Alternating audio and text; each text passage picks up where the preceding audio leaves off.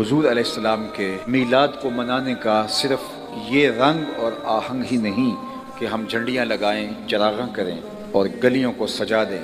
अगरचे मोहब्बत के इजहार का ये एक रंग ज़रूर है, लेकिन मीलाद का हकीकी तकाजा ये है कि हुजूर के लाए हुए निज़ाम को अपनी ज़िंदगी में उतारा जाए। वो एक दिन हुजूर वज़ू फरमा रहे थे, सहाबा हुजूर के वज़ू के पानी को ज़मीन पर नहीं गिरने देते।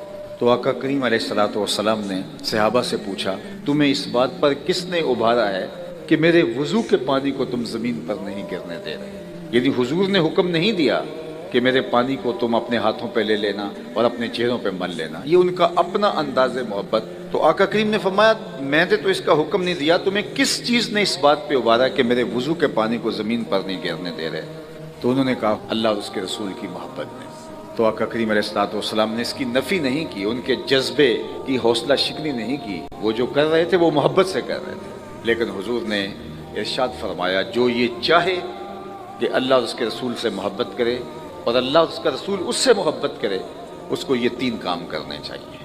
सबसे पहले वो जब भी बोले सच बोले। दूसरी बात, जब उसके पास अमानत रखी जाए ख़यानत न करे। और तीसरी बात, जो उसकी हमसायगी में आ बसे वो हमसायगी का हक अदा करे। यानी तुम्हारा ये अमल भी अपनी जगह पे दुरुस्त, लेकिन कहीं मोहब्बत के इस मजहर के अंदर कोई या आने वाला कोई दीन की उन कदरों को भूल ना जाए कि ठीक है हमने अदब का ये अंदाज इख्तियार कर लिया तो बाकी दीन माफ़ हो गया। ऐसा नहीं है।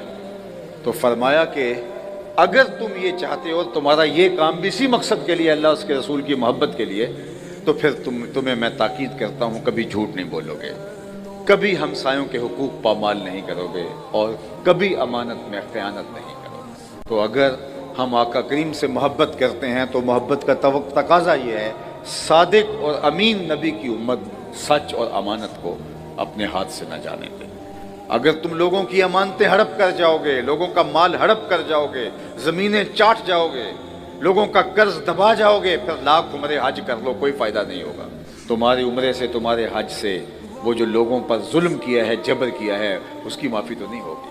तो इसलिए हमारा दीन हमें क्या कह रहा है कि अपनी ज़िंदगी को खूबसूरत बनाओ। और आखिरी बात कि हमसाए के साथ सलूक अच्छा करो। और हमसाया 40 घरों तक होता है। अगर हम अपने हमसाए के साथ अच्छा सलूक करने की ठान लें तो एक साले मुआशरा तश्कील पाता है जो जन्नत नमा मुआशरा होगा। लेकिन जब हम समझते हैं कि ठीक है हमसाया दुख में है तो रहे, हम आशिक़ रसूल होते हैं, हम बहुत पक्के मुसलमान हैं, तो मियाँ नहीं, ऐसा नहीं है। हमारा दीन हमसे अमल का तकाजा करता है।